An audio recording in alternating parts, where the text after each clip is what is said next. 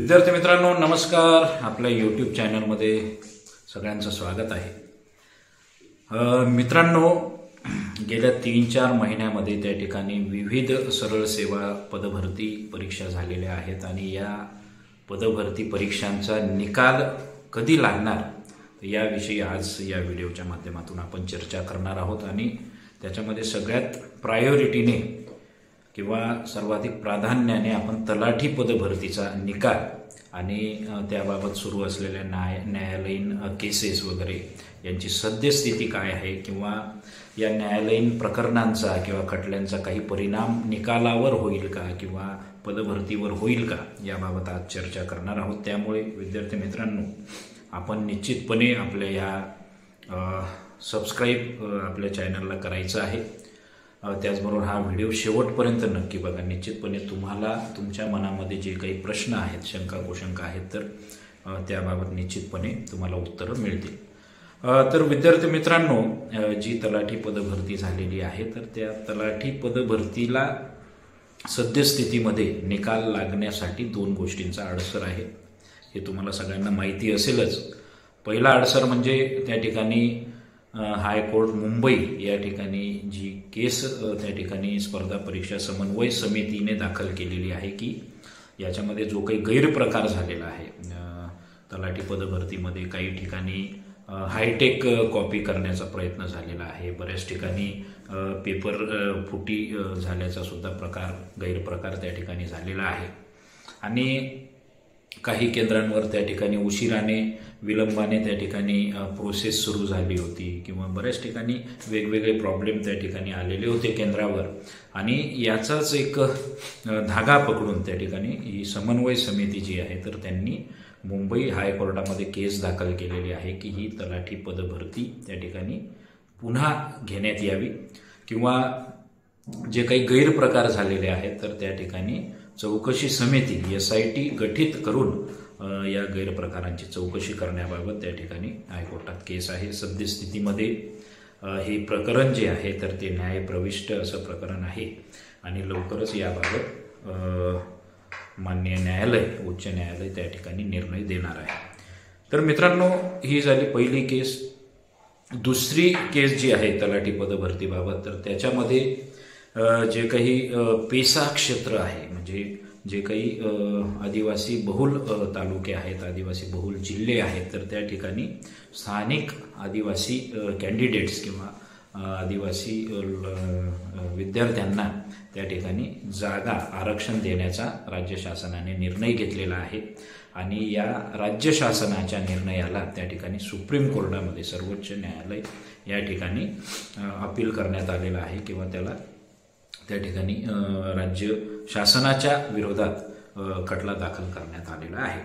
आता या 2 गोष्टी मित्रांनो सद्यस्थितीमध्ये आपल्या तलाठी पदभरतीच्या निकालाला सद्यस्थितीमध्ये अडसर ठरत आहे किंबहुना त्याच्यामुळे निकाल लांबणीवर पडत आहे.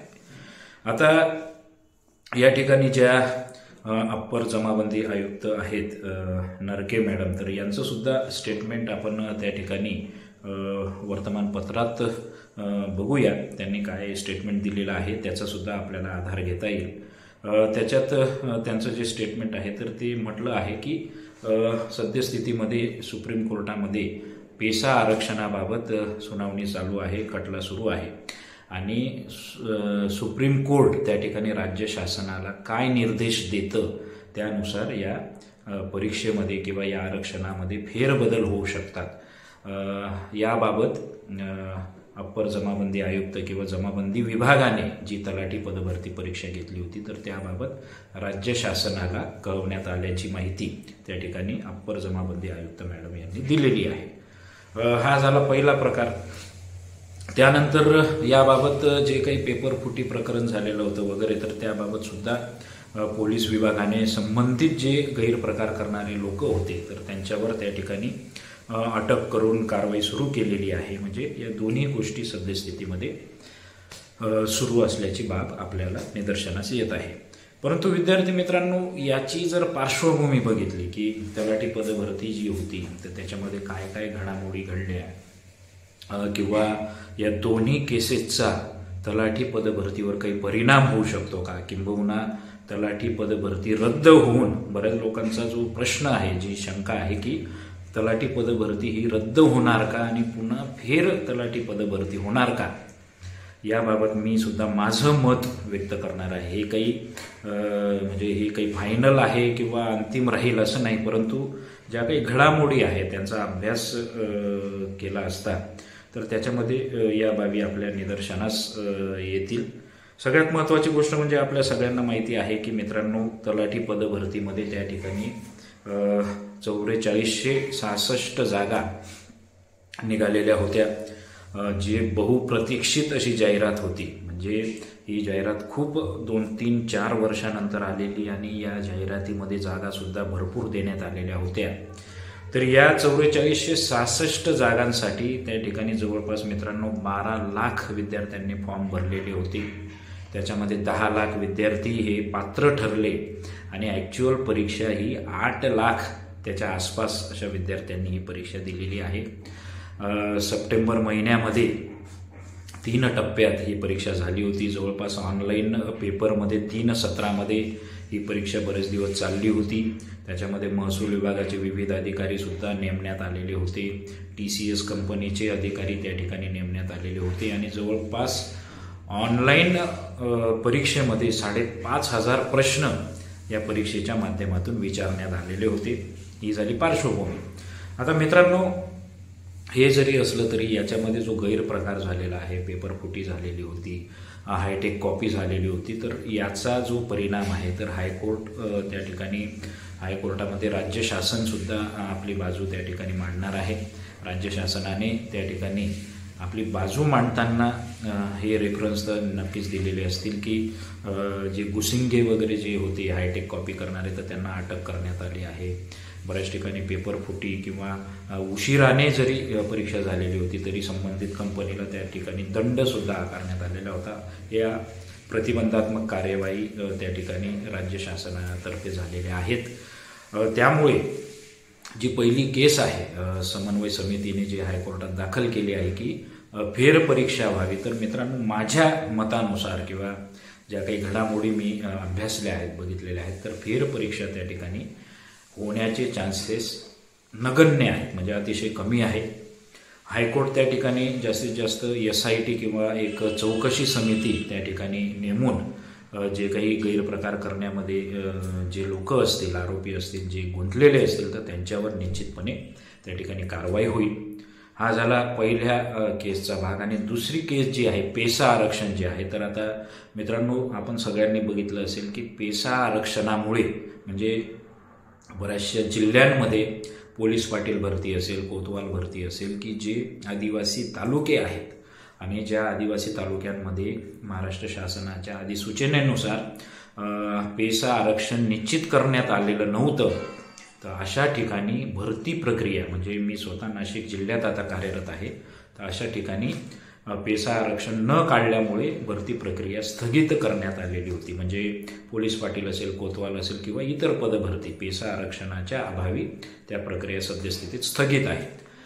आणि जे काही पेसा व्यतिरिक्त आहे, ज्या ठिकाणी आदिवासी लोकसंख्या नाही, कमी आहे, तर अशा ठिकाणी मात्र ती प्रक्रिया राबवण्यात आलेली आहे. म्हणजे मित्रांनो, सुप्रीम कोर्टामध्ये 5 डिसेंबरला तारीख झालेली आहे. त्या ठिकाणी महाराष्ट्र शासनाने त्या ठिकाणी आपली बाजू मांडलेली आहे. तर सुप्रीम कोर्ट त्या ठिकाणी, माननीय सुप्रीम कोर्ट एक शासनाला डायरेक्शन देऊ शकतं की 2 त्याच्यामध्ये शक्यता आहेत. एक म्हणजे ज्या भरती प्रक्रिया परीक्षा झालेल्या आहेत तर त्याच्यामध्ये एकूण जागांमध्ये पेसा आरक्षण डिक्लेअर करणे आणि झालेल्या प्रक्रियेमधूनच पेसाच्या विद्यार्थ्यांना किंवा पेसाच्या लोकांना त्या ठिकाणी जागा आरक्षित करून त्यांना त्या ठिकाणी भरती करून घेणे. आणि दुसरी शक्यता अशी आहे की याच्यामध्ये तर फेर परीक्षा होणे, म्हणजे पेसा आरक्षण न दिल्यामुळे पुन्हा तलाठी पदभरती होईल वगैरे, तर असा प्रकार माझ्या मतानुसार शक्य नाही. दुसरी शक्यता अशी आहे की ज्या प्रक्रिया स्थगित आहेत तर त्या ठिकाणी माननीय सुप्रीम कोर्ट राज्य शासनाला डायरेक्शन देऊ शकतं की ज्या प्रक्रिया होण्याच्या म्हणजे ज्या प्रक्रिया अद्याप झालेल्या नाहीत, परीक्षा प्रक्रिया किंवा जाहिराती वगैरे, तर त्याच्यामध्ये पेसा आरक्षण ॲड करून त्या जाहिराती, सुधारित जाहिराती म्हणा त्या ठिकाणी टाकण्यात येतील. म्हणजे अशा पद्धतीने मित्रांनो पेसा आरक्षण जे आहे तर त्याबाबतचा न्याय निर्णय लागू शकतो.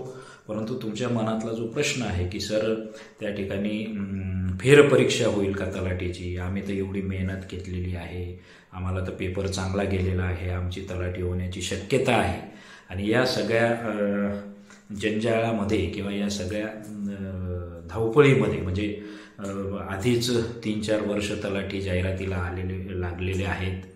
3-4 वर्षानंतर जी जाहिरात आली तर त्या जाहिरातीचा अभ्यास तुम्ही मेहनतीने केलेला आहे. तुमचं स्वप्न पूर्ण करण्यासाठी तुमचा प्रयत्न त्या ठिकाणी दिसून आला. परीक्षा चांगली गेलेली आहे. आणि याच्यात म्हणजे दुष्काळात 13वा महिना जो म्हणतो मित्रांनो, की या अशा परिस्थितीमध्ये जेव्हा तुम्हाला शक्यता वाटत होती की आता मी तलाठी होणार, लवकर रिझल्ट लागल्यानंतर माझं नाव गुणवत्ता यादीमध्ये येणार आणि तेवढ्यात या न्यायालयीन प्रक्रिया सुरू होणं म्हणजे हे निश्चितच थोडंसं दुर्दैवाचं आहे. परंतु शेवटी आपल्या हातामध्ये काही नाही. आपण फक्त एक टप्पा जो होता तलाठी पदभरती परीक्षेचा ती परीक्षा आपण दिलेली आहे आणि आपला मार्गक्रमण त्या ठिकाणी सुरू ठेवणं गरजेचं आहे. पुढच्या परीक्षांची तयारी त्या ठिकाणी सुरू ठेवणं गरजेचं आहे. त्यामुळे विद्यार्थी मित्रांनो फेरपरीक्षा तर होण्याची अतिशय नगण्य अशी शक्यता आहे. त्यामुळे ते डोक्यातून काढून टाका. तलाठी पदभरतीचा रिझल्ट त्या ठिकाणी माननीय आयुक्त जमाबंदी महोदय यांनी त्या ठिकाणी डिक्लेअर केलेला आहे. आयुक्त महोदयांनी 15 डिसेंबरपर्यंत त्यामध्ये अंतिम मेरिट यादी किंवा काही ना काही प्रक्रिया डेव्हलप होईल किंवा काही ना काही प्रक्रिया त्या ठिकाणी प्रोग्रेस होत राहील 15 डिसेंबरपर्यंत असं वर्तमानपत्रात सुद्धा डिक्लेअर केलेलं आहे. तर आपल्याला फक्त बघायचं आहे की आता या 2 न्यायालयीन प्रक्रियेचा नेमका परिणाम काय होणार. 15 डिसेंबरपर्यंत जर त्यांनी अंतिम गुणवत्ता यादी प्रसिद्ध जरी केली तरी जे काही फायनल गुणवत्ता किंवा ज्यांचं सिलेक्शन झालेलं आहे तर या गोष्टीला मात्र विलंब लागू शकतो. कारण जोपर्यंत न्यायालयीन प्रक्रियेचा निकाल लागत नाही तोपर्यंत मात्र आपल्याला थांबावं लागेल. परंतु माननीय जमाबंदी आयुक्त विभागामार्फत त्या ठिकाणी मार्क्स वगैरे डिक्लेअर होऊ शकतात किंवा अंतिम गुणवत्ता यादी त्या ठिकाणी लागू शकते. परंतु कोणाचं सिलेक्शन झालं, निवड कोणाची झाली तर याबाबत मात्र न्यायालयीन प्रक्रिया झाल्यानंतरच अंतिम तुम्हाला आदेश किंवा जे काही नियुक्तीचे आदेश आहेत ते मिळतील. त्यामुळे विद्यार्थी मित्रांनो मी माझ्या परीने म्हणजे माननीय न्यायालयाच्या निर्णयाला तर राज्य शासन आणि सर्वांनाच अधीन राहावंच लागतं. तर त्यांच्या निर्णयाला अधीन राहूनच हा म्हणजे या प्रक्रियेचा पुढचा टप्पा आपल्याला दिसणार आहे. त्यामुळे तोपर्यंत आपण सगळ्यांनी धीर ठेवून त्या ठिकाणी बघत राहायचं आहे आणि आपला अभ्यास मात्र सुरू ठेवायचा आहे. बघूया काय होतं. सगळ्यांना शुभेच्छा. जय हिंद.